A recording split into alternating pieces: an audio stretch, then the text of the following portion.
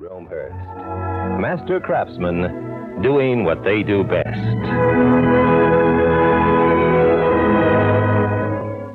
The CBS Radio Mystery Theater presents...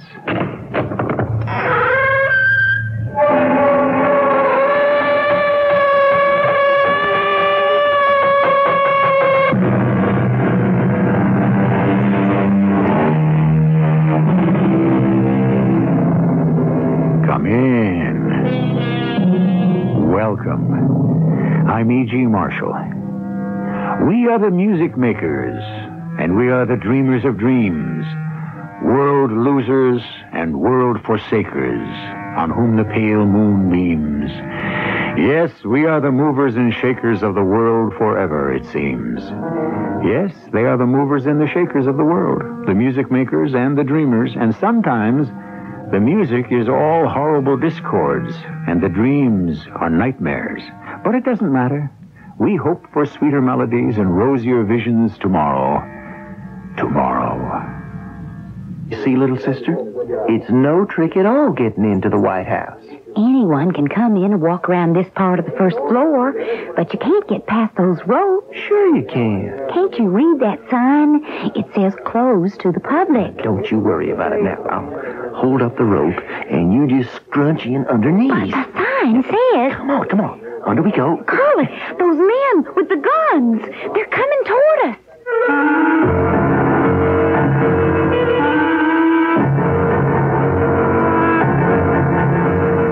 Our mystery drama, Davey, Jerrold's Jacket, was written especially for the Mystery Theater by Sam Dann and stars Russell Horton.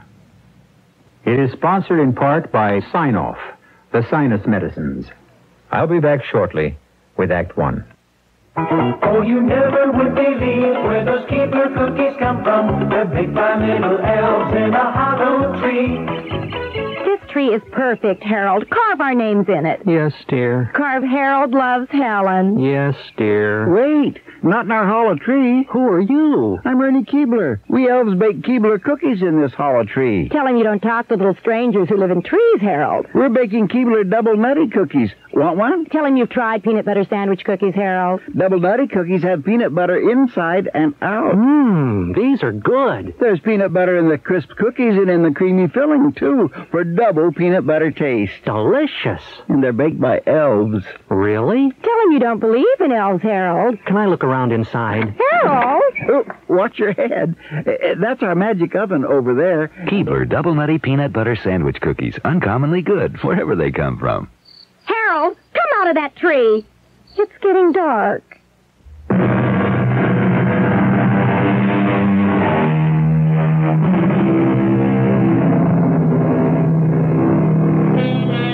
Was it the late Samuel Goldwyn who declared that an oral agreement isn't worth the paper it's written on? Well, unfortunately, it's possible to say almost the same thing about written agreements. All of our activities are bound and defined by covenants of one kind or another, and a great deal of our time and energy is expended in trying to get around them. It is the beginning of the year 1803. The commanding general of the United States Army is dictating a letter to President Thomas Jefferson. It is with considerable chagrin that I must inform you that there has been a miscarriage of my orders. Instead of sending Brigadier General Jerrold to negotiate a treaty with the Hopashaki Indians, it appears that Lieutenant Colonel Davey Jerrold has been dispatched in his stead. Davey Jerrold may be the dumbest officer in the United States Army, but fortunately, the Hopashaki are a very small and unimportant tribe. Besides, Jerrold must travel through wild and dangerous country and may not reach the western border alive.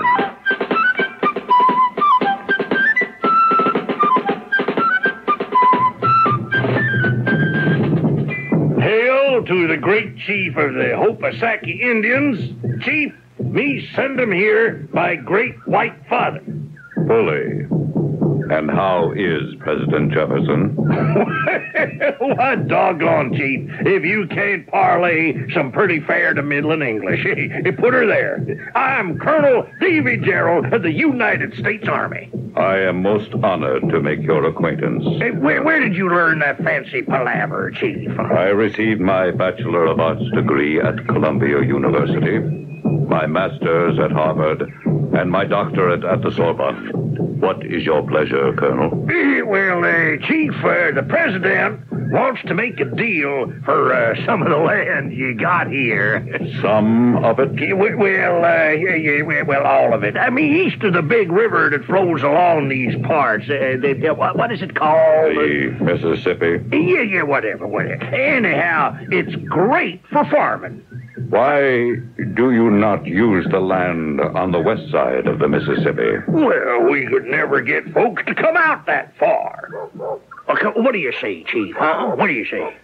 Well, Colonel, I do not know. What do you suggest? In return for this acreage you got here east of the river, we'll give you everything west of the river. Everything? Why not? You, will put that in writing. Well, I will indeed. I got me some parchment here special for the purpose. No. But this is the finest sheepskin. It must be your skin. My skin? Your body must serve as a guarantee for the treaty. Well, I had no idea you folks would ask me to part with my skin. Symbolically. Yeah? What does that mean? The jacket you wear, Colonel. It is like another layer of skin, is it not? Huh? Oh, well, sure. Yeah, I guess that's right. Therefore, we shall write the treaty on the back of that buckskin jacket of yours. Well, whatever you say. We shall inscribe this agreement with the crimson juice of the Halindina berry, which will last forever. Listen, all you of the Hobosaki tribe.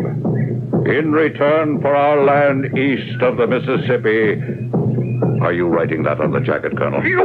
Just as fast as you can say it. In return for our land east of the Mississippi, the government of the United States will grant the Hobosaki complete and total ownership of all the territories west of the Mississippi, from the salt water of the sea to the hills in the north and the tall mountains in the west. Ooh, you drive a hard bargain, Chief. Sign this, what day is it? Oh, it is April 29th. It's my birthday. This 29th day of April, 1803. By authorization of Thomas Jefferson, 3rd President of the United States of America. And sign your name, Colonel. Yes, indeed, Chief, yeah. Excellent, Colonel. Excellent. And now, the jacket, please. Yeah. Nobody can say old Davey Jerrold ain't patriotic. See what I just done for my country? I'd give her the shirt off my back.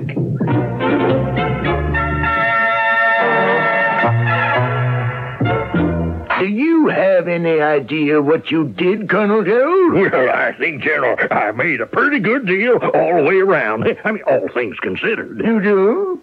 In return for a few hundred miserable miles of swampland, you gave up what could be 1/3 of the United States? How was I to... 1 million square miles, to be exact. From the Gulf of Mexico, north to the Canadian border, and west as far as the Rocky Mountains. Oh, but, General, that's where I worked a swindle. Well, you weren't sent there to swindle. Really? How did you manage to swindle the Indians? Well, the fact is, they can't collect it. They can't? Why can't they? You signed an agreement in the name of the President of the United States of America. Yeah, but how can they collect when all that land ain't ours, huh? It belongs to the French. Colonel Jerrold, while you were away on this mission, we bought that land from the French. We bought the land, General? Yes.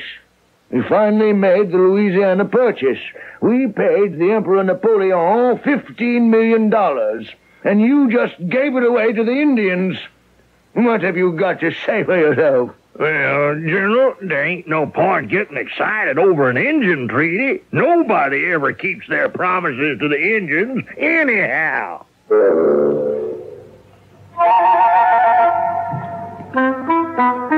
He has a point there, our Lieutenant Colonel Davey Jerrold. However, he and the commanding general and President Jefferson and the great Hippisaki chief have all long since gone to their reward. And the year 1803 has receded into the dim haze of history. We are now back in our own time, the present. Well, now, what have we here? Hey, little sister, looking for a ride? Thank you. Yeah. What's your name? I like the one you just gave me, little sister. Mind if I keep it? What's all yours? And what's your name? Curly. Curly? Yeah? Well, you don't have much hair, and that's a fact. You should have seen how much I had when I was named. The hair left, but the name stuck. Pity 'twasn't the other way around. What is it you do, Mr. Curly? Yeah, I live off the land.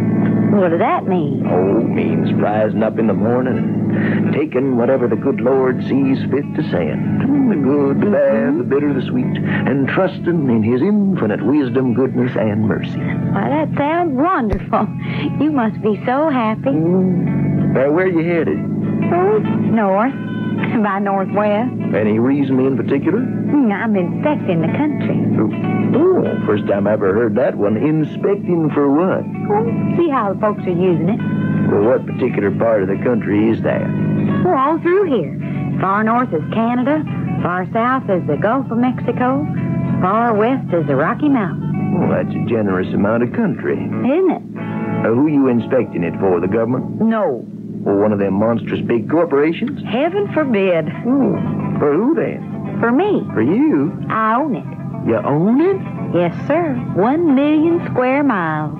1 million square miles? You think I'm crazy? Well, what makes you think you own, I guess it's the whole middle of the USA? The U.S. government gave the land to the Hopisaki Indians. The Hopisaki Indians? I never heard of them. We were never much of a tribe to begin with. And they all died out, except for me. I'm the last of the Hopisakis. Well, I'm truly sorry to hear that. You say the U.S. government gave you all that country? It's a fact. Well, how long ago did this happen? Back there when Thomas Jefferson was president. Could you prove it? Says so on the jacket. The jacket? There was this Colonel Davey Jerrold acting for President Jefferson. He wrote out the treaty on the back of his buckskin jacket, and he gave it to my great-great-great-great-grandfather. Well, what did he write out on the jacket? In return for our land east of the mighty Mississippi, the government of the United States will grant the Hopisaki complete and total ownership of all the territories west of the Mississippi, from the salt water of the sea to the hills in the north and the tall mountains in the west. That's what the treaty says? Signed this 29th day of April, 1803, by authorization of President Thomas Jefferson. Davey Jerrold, Lieutenant Colonel, U.S. Army. And all that's written on the jacket? Every word.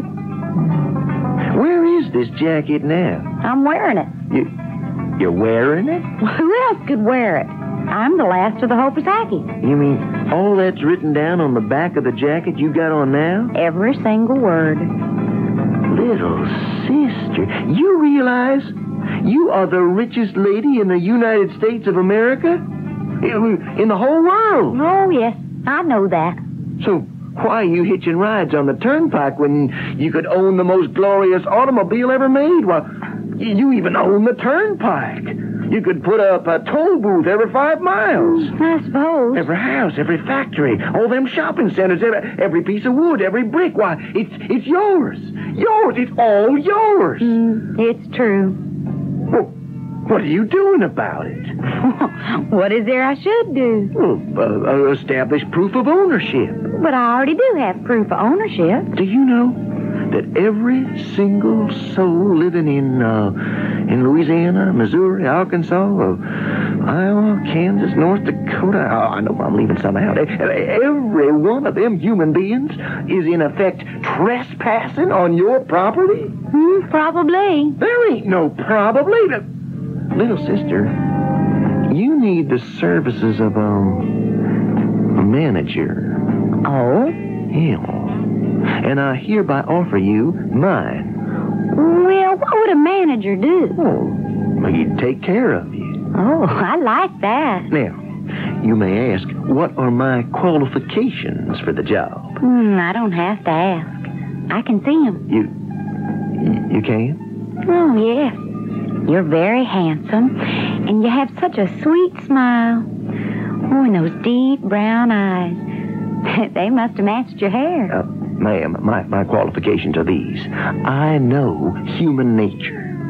Everybody is desirous of giving you a $5 bill, in return for which you will give him 10. So, I've been traveling this fine country of ours, or I should say yours, trying to satisfy that desire. Sometimes I succeed, sometimes I don't. Do you know why I travel the country? I'm seeking love. Love? Love. With the man of my dreams. Well, as your manager, perhaps I could help you find him. Thank you. But there's no need. I found him already.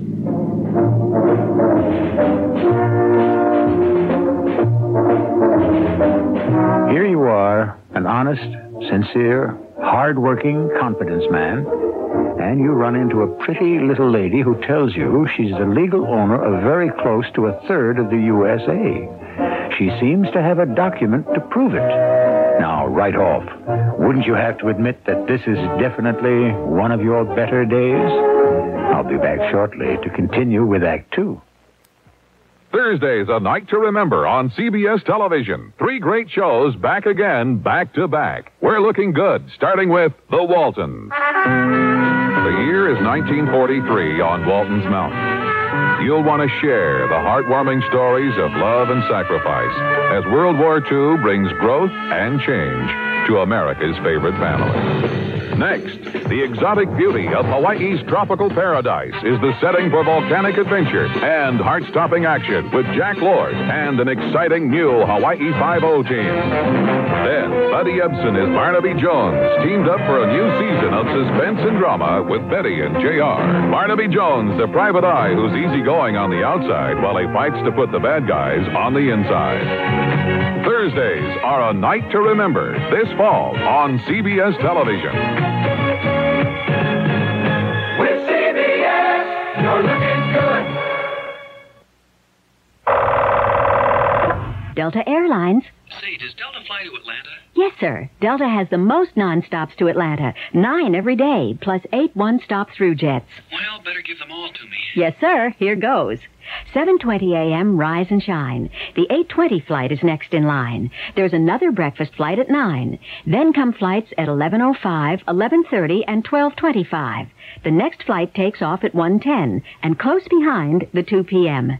There's a 2:40 flight and a 3:30, too. Or maybe the 4 is just right for you. The 4:40 jet is a big tri-star, and the 6:25 is popular. At 6:30, another flight, then the 7:25 comes into sight. A tri-star night coach at 9 p.m. and another at 2:45 a.m. And then we do it all again. Wow, that was terrific. You're sure to have a good time on Delta. To Atlanta, Jacksonville, Daytona Beach, all the South. Hey, I had a good time just calling. Delta is ready when you are.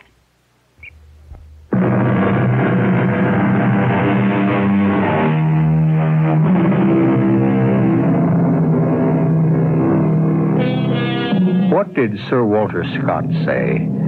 Breathes there a man with soul so dead, who never to himself hath said, this is my own, my native land. The sentiment is fine, but there's a slight confusion of fact. The fact that you may be a native doesn't mean necessarily that you own the land. That is, unless you're a certain young lady whom we shall call Little Sister. We're about to examine her documents in much closer detail. Now, you just take your time, little sister. Finish up your coffee. Where were we? The land. Oh, yeah, the land. We cannot leave all this land go to waste. But it isn't going to waste. People are living on it. Yeah, but it belongs to you. You just can't overlook the fact. I swear, Curly, you got a one-track mind. All you can think about is land, land, land. I'm your manager. I have to look after you. I like that. Would you like to be rich? You like me, Curly. Oh, what a question. Of course I like you. That's good. Yeah, now, would you like to be rich? Well, no. Why not? In addition to having the nicest eyes, you also got the sweetest smile. Yeah. Now, look, all them folks that live on your land, you should be charging them rent. Oh, I could never be a landlord. There ain't no disgrace in being a landlord. After all, a man must follow his destiny. But being a landlord isn't my destiny. Yes, it is. It says so. Where does it say so? On the back of your jacket. All this land was granted free and clear to the Hopasaki Indians, of whom the only sole living survivor is you, right? Right. Then to keep faith with the letter and spirit of the treaty, all these people have just got to pay you rent. And look, you see this? This is 5 cents. The 20th part of a dollar, a nickel. Is there a man, woman, or child who could not afford to pay you 1 nickel in rent? A nickel? A nickel a month in rent. Now, I don't have the figures here, but say you got 30 million folks living on your property. Now, at a nickel a month a head, that's $1.5 million coming in every 30 days. Yeah, now that's $18 million a year. You see how painless it is? Nobody gets robbed. Nobody gets hurt. But I don't need $18 million a year. Everybody needs $18 million a year. Now, you just listen to me, and I'll prove it. Curly, when you smile at me like that, I could believe anything.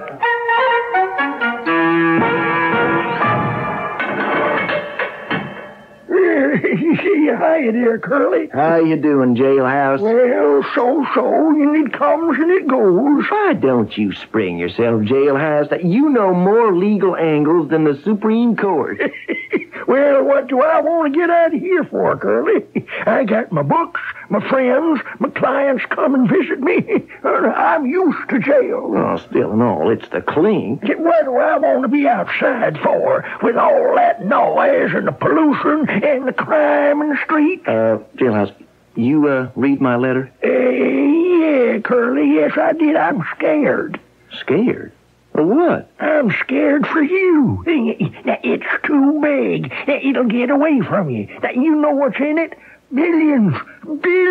I tell you, it can destroy you. No, I won't let it happen. Well, I have seen it happen. Then, the thing is legit, huh? Well, you got no fewer than 419 established precedents. Nothing this big, naturally, but she's got the paper. I mean, the jacket. You're saying we own 27% of the good old USA? No. I'm saying she owns it. Oh, there's nothing she wouldn't do for me. I can have anything she's got. She loves me. You get it in writing. Now, you marry the dame. Marry? Well, I never thought I'd have to. Now you have got to protect your interests. And once you marry her, you own her. Well, how can I own her? It's against the law. Now, you trying to tell me about the law? Now, what do you think I've been doing here for the last 58 years? Studying the law. Who do you think calls me up here on the QT when they get stuck? I'm only saying, Jailhouse, that ownership of a person is against... Lawyers call me, boy. Judges call me. I understand that, now, but... this thing of yours, now, it's going to go to court. Now, who do you think they'll want to get a sneak opinion from, huh? Old Jailhouse here, that's who. Now, please, excuse me, Jailhouse. Now, the basis for what I'm saying is this. Now, you listen now. The territory originally belonged to the Hopasaki Indians. The law that was followed was the Hopasaki law. Right. Which means all their descendants are bound by the Hopasaki law and customs. Now, you see, I happen to study the Hopasaki legal code. What did you find out? Oh, I found out a lot. Now, but the thing that concerns you is that once a woman marries a man, she belongs to him. She does? And so does everything she owns. It does? So, when you hear them wedding bells chime, Curly, you know what they're singing? Mine! Mine! Mine!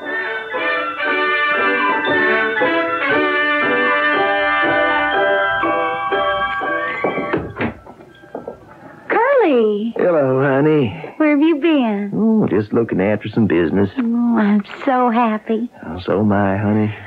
And I missed you. I had to go acquire the advice of my attorney. About what? The rent for the Hopasaki territory. Oh, Curly, is that why you married me? 'Cause I own all that property? Of course not. Would you married me anyhow? What do you think? Would you have, Curly? Honey, the one and only reason I married you is 'cause I love you. Now, about that rent... Oh, Curly, I just don't feel right charging folks to live. But it's only a nickel. Well, maybe it's the principle of the thing. I'm only trying to make you rich. But I don't want to be rich. Yes, you do. Honey, just think of all the folks you could help. You see? Oh. Yeah, you'd be using the money for doing good things. Well... You know I'm right. All you gotta do is just, sign this little document here. Well, all right, Curly, if you say so. There. Honey, we're gonna be rich. Rich! Let's go. Where? To Washington, D.C. Isn't that where everybody goes to get a slice of the pie?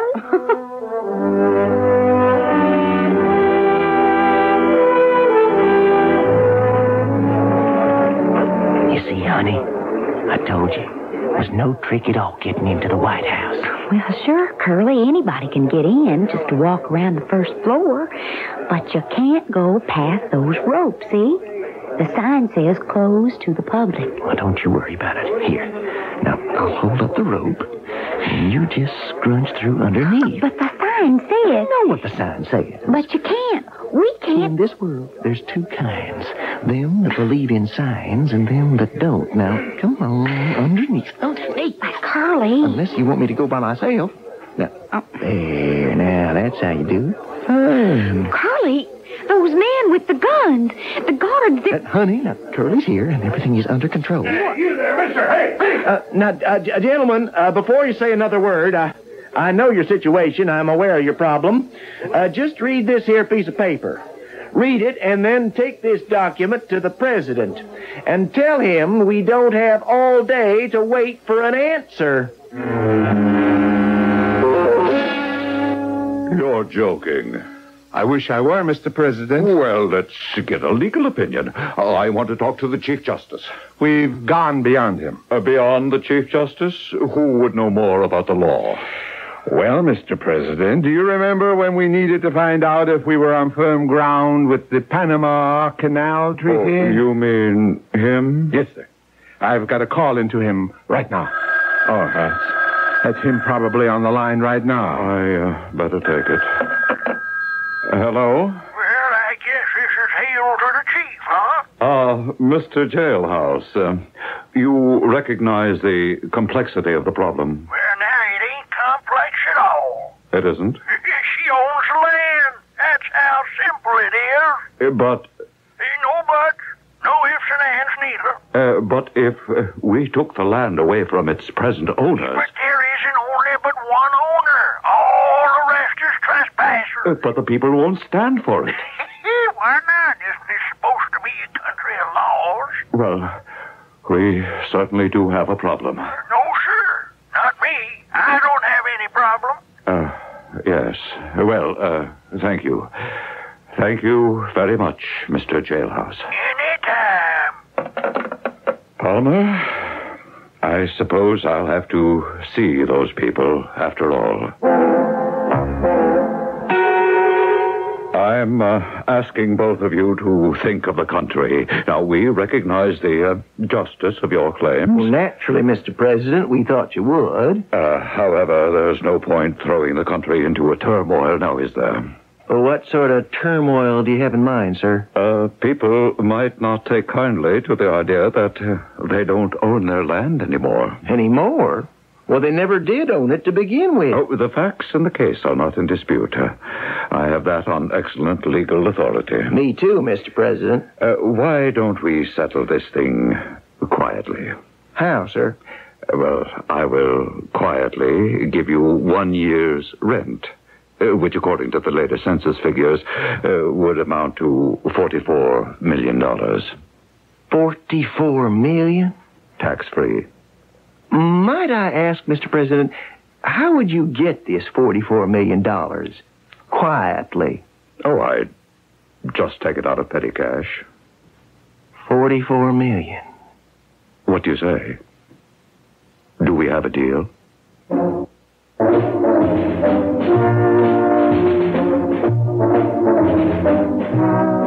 If you were talking to me, the answer would be yes. But here we have Curly, and I really don't know how his mind is working at this point. $44 million. As the popular song goes, who could ask for anything more? We'll see what sort of tune Curly will be singing in Act 3. There's a laxative medicine you should know about. X-Lax pills. Overnight, X-Lax pills gently stimulate your system's own natural rhythm. In the morning, your system takes it from there, comfortably. That's the difference. Because X-Lax pills stimulate your system's own natural rhythm. For occasional use, only as directed. Now, a powerful anti-itch drug you can buy without a prescription. Bicozine Cream, medical formula for itching. Powerful. Use as directed. Bicozine Cream. Children, they're our future. But not all are happy. Some are in trouble with the law. Others are abused, hungry, homeless, or just need some understanding. 1979 is the International Year of the Child. Organizations in 118 nations are engaged in projects to help children everywhere. Your Red Cross is one of them. To find out what we're doing and how you can help, call us today. Thank you. When you see her, you walk on by, you don't know him, you won't even try. That's Stella Reese, singing about how people with epilepsy are sometimes misunderstood. Do you know that epilepsy can happen to anyone, at any age, for many causes? Epilepsy can begin from a bad case of measles. I'm Jerrold June. I know. At 9 years old, I contracted measles encephalitis. Now I have epilepsy, but it doesn't stop me from writing music. My kind of epilepsy couldn't have been prevented then. It can now. When you see her, you walk on by, you don't know him, you won't even try. They don't want you to hold their hands, they just need you to understand. To learn about causes and prevention, contact your local chapter of the Epilepsy Foundation of America or write Epilepsy, Washington, D.C., 20036.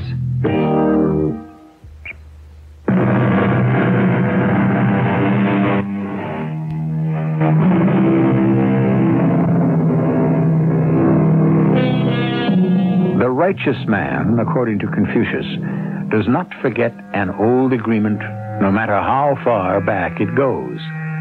To which we may add, neither does the righteous country. And so here we have a very old agreement, a long past due bill that is being presented for payment. Well, do we have a deal? $44 million, Mr. President? It's a great deal of money. $44 million to give up all further claim to the Hopasaki Treaty holdings. What do you say? I'd really like to think about it.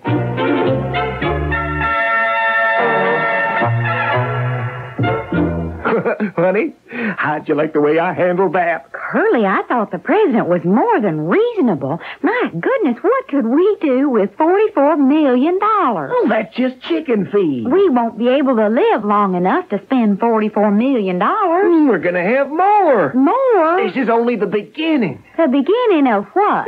Well, it's time. Time? Mm-hmm. The president's holding his regular press conference. Now, we better tune in the radio. Why? Wait and see. It's about to begin. Ladies and gentlemen, I have no preliminary announcements to make, so at this time, let us get right to the questions. Yes? Sir, is the rumor true? What rumor? Isn't it a fact that the United States is about to lose almost 1/3 of its territory? Wherever did you get such a ridiculous idea? Will you confirm or deny this rumor? Yes, Mr. President. Ladies and gentlemen of the media, I regret that I must end this conference immediately. What did you think of that? Curly, how did all those reporters know? Well, I guess there was a leak. A leak? Oh, there's always leaks, especially if you're careful to tip off the right newspapers. But why, Curly, why? Honey, we're playing for bigger game. But what could be bigger than $44 million? We got that already, and I don't even want it. Oh, I have to take you in hand and educate you. In what? In the science of power politics. Curly, let's get into the car and leave here right now. Now? Why, that can't be done. But what are we going to do? We'll just, sit here and wait. For what? For all Hades to bust loose. Mr. President, the cabinet meeting's about to start. I know, Palmer. What are you going to do? Abide by the agreement. What else is there to do? There are no legal or moral alternatives. Yes, sir. President Thomas Jefferson authorized this agreement. Does that mean we're stuck with it? You could say that. You could also say we are happy to be able to demonstrate that the word of the United States government can be trusted forever in any and all circumstances. But, Mr. President, already there are threats of riots, even civil war.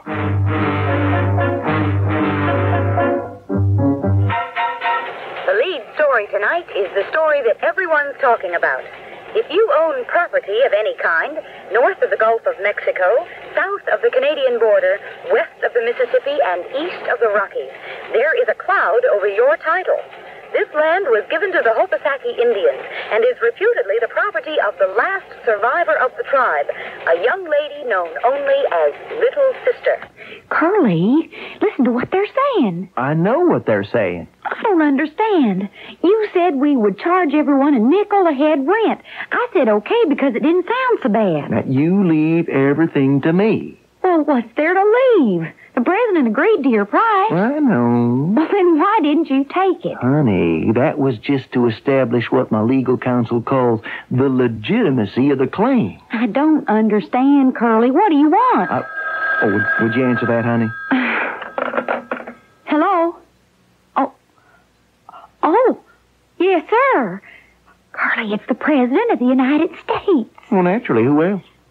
He wants to know if we can be in his office by 10 o'clock. Tell him to, make it 11. Curly, it's the President. Sir, we will be honored to be there. Yes, sir. Goodbye.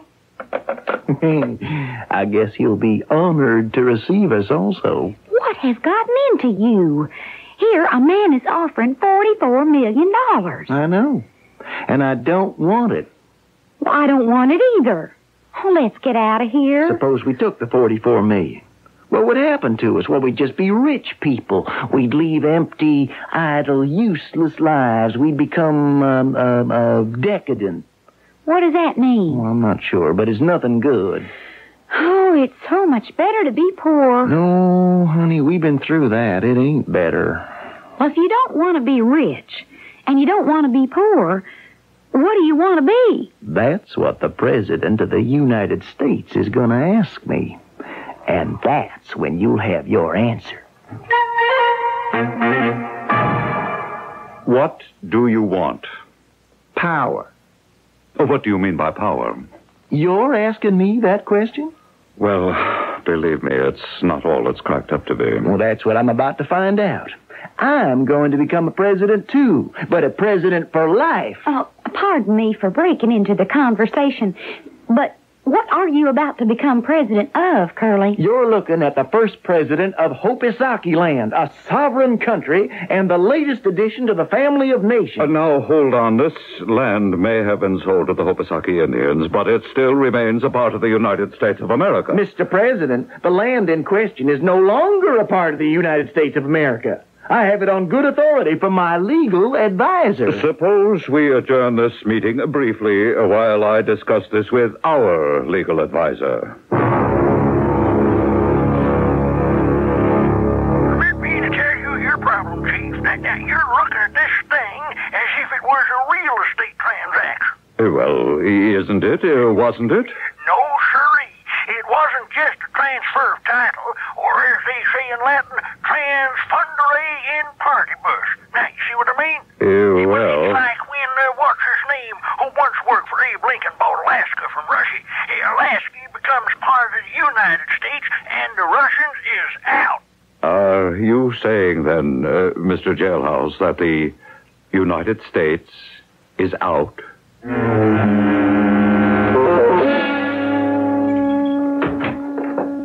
Carly, where have you been? Out shopping. See what I bought? Do you know what's going on? Of course I do. Wait till you see this. Newspapers, the people, they don't know what to do, what to expect. There's talk that the U.S. Army will have to enforce the treaty. Carly, we don't want bloodshed. What do you think of this? Well, looks like kind of a bathrobe. It's ermine. It's fur. Genuine ermine. Oh, you mean weasel. What? That's really what an ermine is, weasel. Honey, this is the fur that's worn by royalty. I'm going to have to get one for you, too.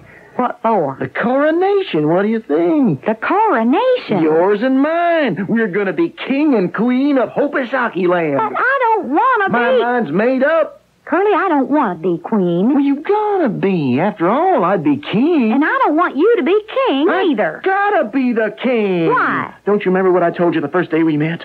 A man has to follow his destiny. I don't want to have to say this, but I'm the last surviving Hopisaki, and it's my treaty, and it's my land, and therefore I'm calling it off. You can't do that. I don't want to, Curly, but I have to, for your sake. You can't do that because according to Hopisaki law, you belong to me. I'm your lord and master. Carly! That's the law.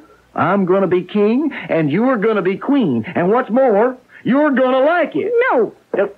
Hey, where you going? I'm going to save you, Curly. Somehow I'm going to save you. Now, you come back here.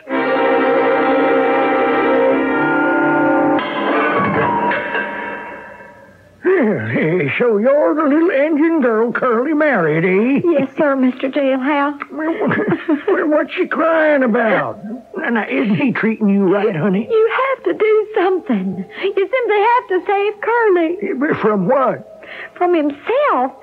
Oh, this whole business. Oh, yeah, I warned him about that. He's going to destroy him. Yeah, probably. Already they say the Army will have to use force to uphold the treaty. Oh, there isn't any doubt about it. You see, what I'm scared of is that sooner or later somebody will figure the best way out of it would be to assassinate Curly. Yeah, well, I'm surprised it hasn't taken place already. Don't say that. Yeah, now you can look forward to it. Oh, do something. What?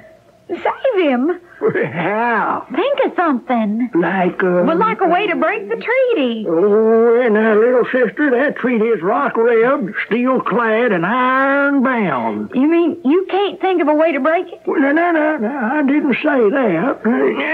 Now, you just turn around and let me read that jacket now just one more time. I know you'll see something. Yeah, and then turn...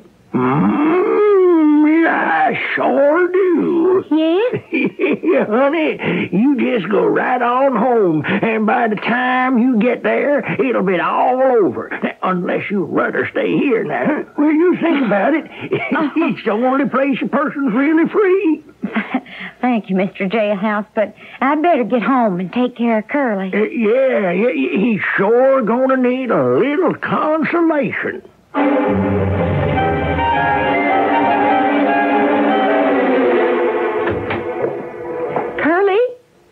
Curly? What are you staring at me like that for? Curly? It's all over. What is? Well, you mean you haven't heard the news? What news? Well, they keep repeating it on the radio. Listen. And in case you haven't heard the sensational news, it's all over. The treaty was null and void to begin with. It seems that the president's legal advisor, an eminent but anonymous jurist, has discovered that Colonel Davey Jerrold sold the Indians land which did not belong to the United States. The treaty is dated April 29th, 1803. At that time, the land in question belonged to France. Napoleon did not sell it to the United States until the following day, April 30th. And so, because of Colonel Davey Jerrold's stupid mistake, or was it stupid? Oh, that's enough. Jailhouse. Somebody got to him. I suppose somebody did. And here I am, with nothing. You got me. What good are you? Oh, it's true. I guess you married me because you thought I could make you rich. Why do you think I married you? Oh! Hey, come back here. Where do you think you're going? After what you just said to me? Oh, I didn't mean it. It's like you get bit by a snake and you get all feverish. Well... I don't know what come over me. Honest. What do I want to be a king for? I don't know. It's a crazy idea. What do I want to be rich for? I don't know. Do you know what I really want to be? What I always was. Happy. Living off the land. Yeah. Especially the Hopasaki land. You know, whoever got the jailhouse really did me a favor. I'd sure like to know who it was. Well, why don't we just forget it?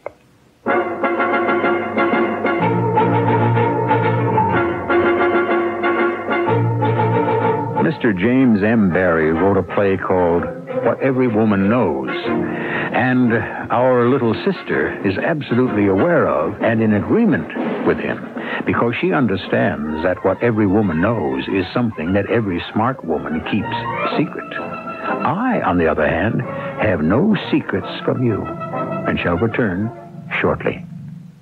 This is Gary Danielson, quarterback with the Detroit Lions, and I have a message from the National Easter Seal Sports Council. We're a group of athletes who have teamed up to help the Easter Seal Society in its work with people who have disabilities. Like other members of the Sports Council, I'm an Easter Seal volunteer in my community. I've spent time with handicapped kids, and I've talked with their parents. So I know firsthand how important Easter Seal services are in helping disabled people get back into the mainstream of life. When you visit an Easter Seal Center, you'll see people of all ages, some born with handicaps, some injured in accidents, and others disabled by illness. Regardless of the cause, they are getting the kind of rehabilitation service they need to help them achieve independent lifestyles. That's why I'm with Easter Seals all the way. If you'd like to get involved in this important program, get in touch with your local Easter Seals Society. We'll welcome your support. Easter Seals, a great way to help handicapped people.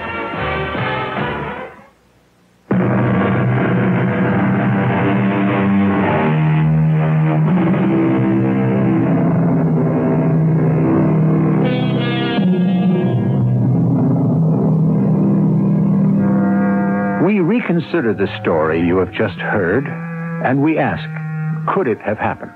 And the answer is, why not? But could it be historically true? Again, the answer, why not? We seem to have a sort of chivalry regard for the majesty and wisdom of history, when the fact is that history can be as mixed up and as confused as anything else. Why not? Isn't history the product of human beings? And you know they can mess things up. Our cast included Russell Horton, Betsy Beard, Earl Hammond, and Ray Owens. The entire production was under the direction of Himan Brown. And now, a preview of our next tale. Absolutely everything's in order. Well, what's in this package? I don't know. I'm not sure. I'm carrying it for this gentleman behind me who has no room in his valise. Did you say this was the one with the music boxes, Charlie? Charlie, where did he go? Which gentleman are you talking about, ma'am? Oh, the gentleman who was well, I'm sure he'll be right back. I see. Well, would you mind opening this package? Well, of course, See? I told you it was a music box. I was with him when he bought it. Open the lid, please. Of course. That's funny. It doesn't play. It should. Well, it doesn't play, ma'am, because there are no works inside. What are those packets? Those cellophane packets? This is E.G. Marshall inviting you to return to our Mystery Theater for another adventure in the macabre. Until next time, pleasant dreams.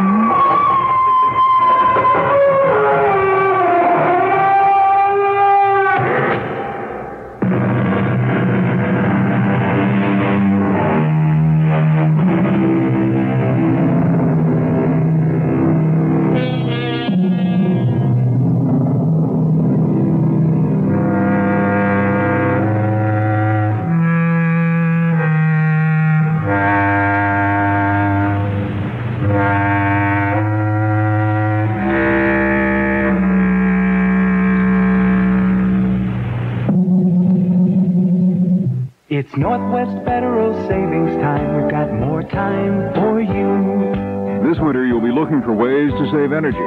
Look to Northwest Federal for tips on how to dial down and snuggle up during the chilly months ahead. Northwest Federal has put together a special selection of energy-wise gifts. Yours just for saving at Northwest Federal. You'll find all kinds of cold weather helpers, from thermostats to snug sacks.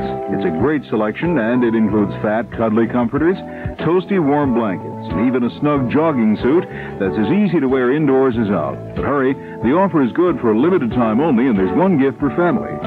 Come check your nearest Northwest Federal Savings Center for the full calendar of energy events. In the weeks ahead, they'll be offering clinics, demonstrations, and helpful hints on the ways you can save energy and money this winter with a little help from Northwest Federal. It's Northwest Federal Savings Time. We've got more time for you. CBS News. With the U.S. emissary sent to Iran stalled in Turkey, the U.S. has reportedly been in indirect contact with the Palestine Liberation Organization, which has sent its own team to Tehran. I'm David Jackson reporting on the CBS Radio Network. Ayatollah Khomeini today said nobody would receive the U.S. envoys, so the State Department has told them to hold up in Istanbul. United Press International in Tehran quotes U.S. officials as saying the indirect contact with the PLO was made in the framework of a, quote, pressing humanitarian matter. The Palestinians are there, they say, to try and ensure the safety of the 70 hostages being held inside the U.S. Embassy. The U.S. so far has ruled out any military reaction. Ike Pappas reports from the Pentagon. 13 U.S. Navy warships were in the Persian Gulf and Indian Ocean when the latest crisis broke out. The ships are still in those waters on what is described as normal patrol. No orders to move closer to Iran have gone out. American combat troops in Europe and the United States have not, repeat, not been placed on alert to move to Iran. The reason? Defense officials have carefully examined the various military options available to free the hostages and have concluded not one is acceptable considering the potential loss of life. Even the slightest suggestion that the United States might use force in the situation could result in the slaughter of the hostages and other Americans in Iran, and the United States is unwilling to take the risk. Even an Entebbe-type quick raid has been ruled out. The Israelis knew the Entebbe airport layout well. They helped to build it. In Iran, the American hostages are being held miles from any airport, and U.S. officials admit they're not certain whether all the hostages are still together at the embassy. Ike Pappas, CBS News, the Pentagon. More news in a minute. Come on in, Pat. Door's unlocked. Hi, Ruth. What you doing? Looking at these pictures I took at the party. Well, let me see. You know, you didn't smile in any of them. No, why?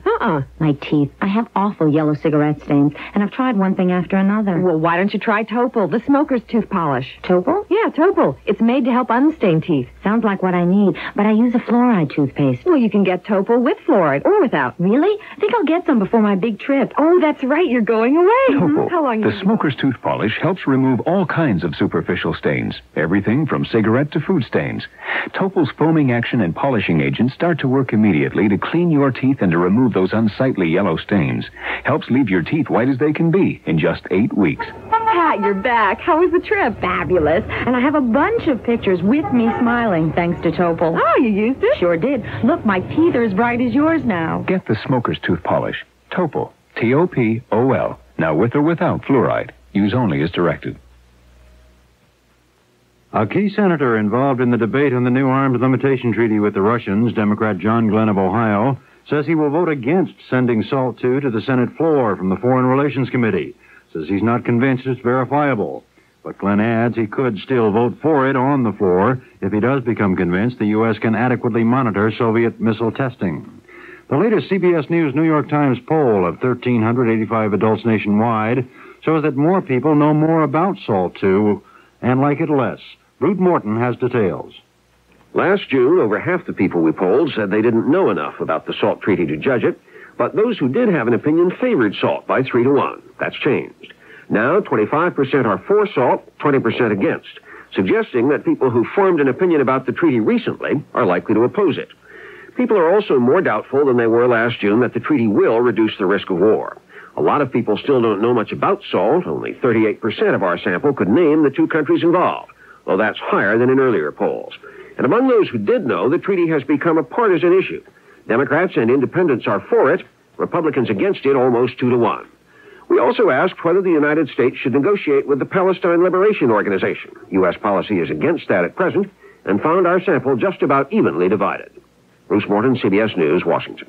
The results are subject to a built-in sampling error of plus or minus 3 percentage points. A West Virginia state trooper was shot and killed Wednesday night as 13 inmates escaped from the Moundsville, West Virginia prison, all of the inmates considered armed and dangerous. Now this. Ladies and gentlemen, Miss Roberta Flack. Reach out and touch someone. Want to reach out, call up and just say hi. Wherever you are, you're never too far. They're waiting to share your day. You can keep your whole world close around you. Just pick up your phone and give them a call. Anywhere, anytime. Reach out and touch someone. The Bell System. Tonight on CBS television. The time is World War II, a dark day. The Allies have their backs against the wall. A small group of fighter pilots, led by Pappy Boyington, battle over the Blue Pacific because there's no choice. It's fight or die. Join the Black Sheep Squadron, starring Robert Conrad, tonight after the late news, followed by more great entertainment on the CBS Late Night Movies double feature.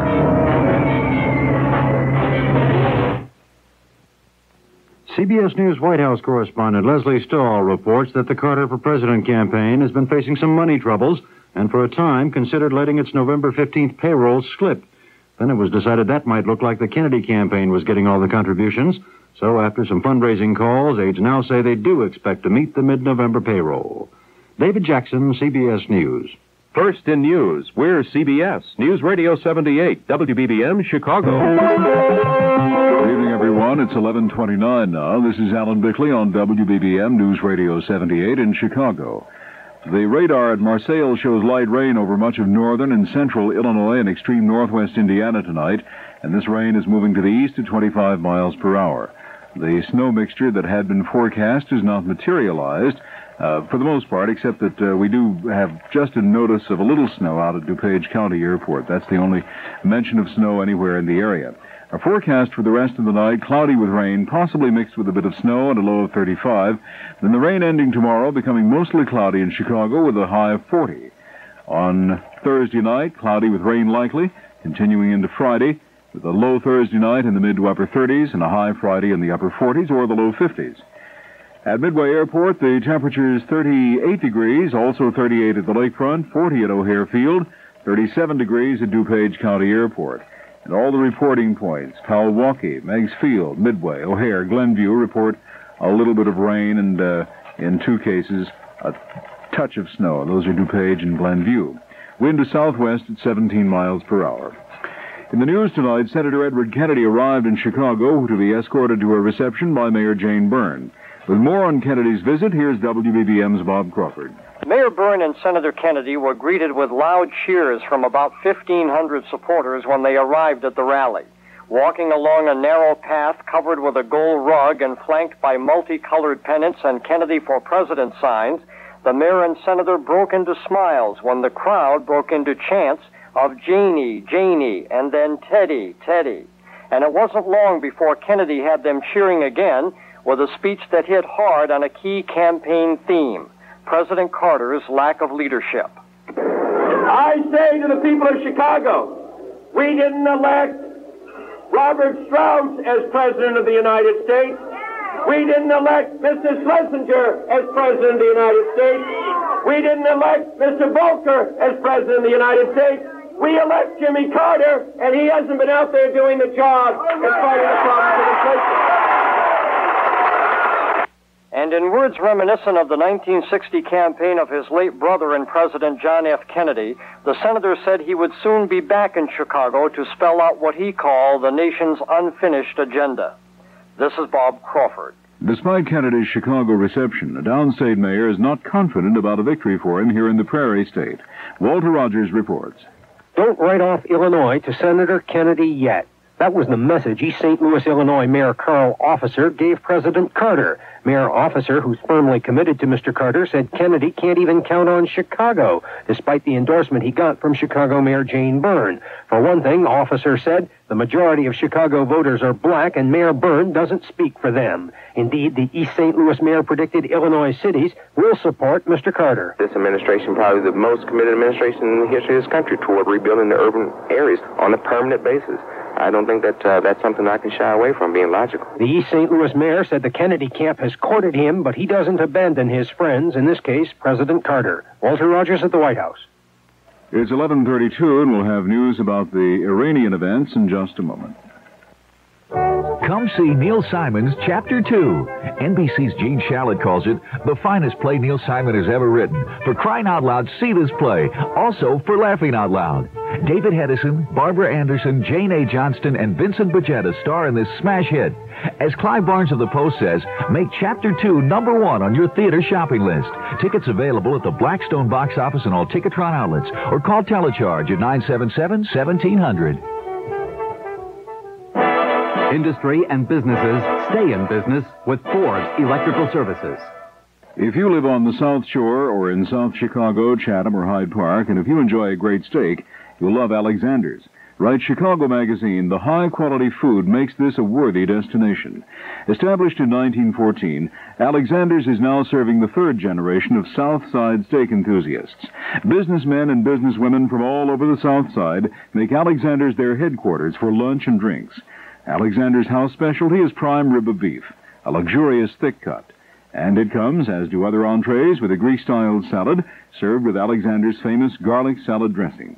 Alexander's also features 7 steak and chop choices, from chopped sirloin to filet mignon.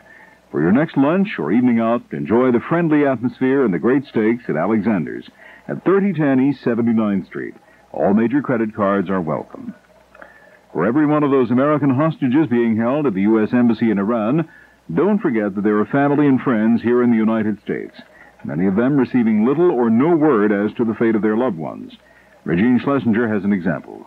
Still no word on the fate of 22-year-old Paul Lewis, a Marine from Illinois who's among the 60 hostages being held at the American Embassy in Tehran. Paul's father, Philip, of Homer, Illinois, says he hasn't heard anything from the State Department since yesterday morning, but he feels confident the administration is doing everything in its power to free his son. Lewis says Paul arrived in Iran just one day before the takeover began, aware of the risks involved in his assignment. When he called me, and I said, well, you know what you're getting into? And he says, well, somebody's got to do it. Lewis says he opposes any military action aimed at freeing the hostages. He's afraid such action would endanger the life of his son and the other hostages. This is Regine Schlesinger. President Carter is drawing criticism from presidential candidates in connection with the situation in Iran. One of those critical of the president is Democratic contender, Congressman Phil Crane, or rather Republican contender, Phil Crane of Illinois. Well, first of all, I think the president should have learned a lesson when they overran the American embassy back in February. You know, the first obligation...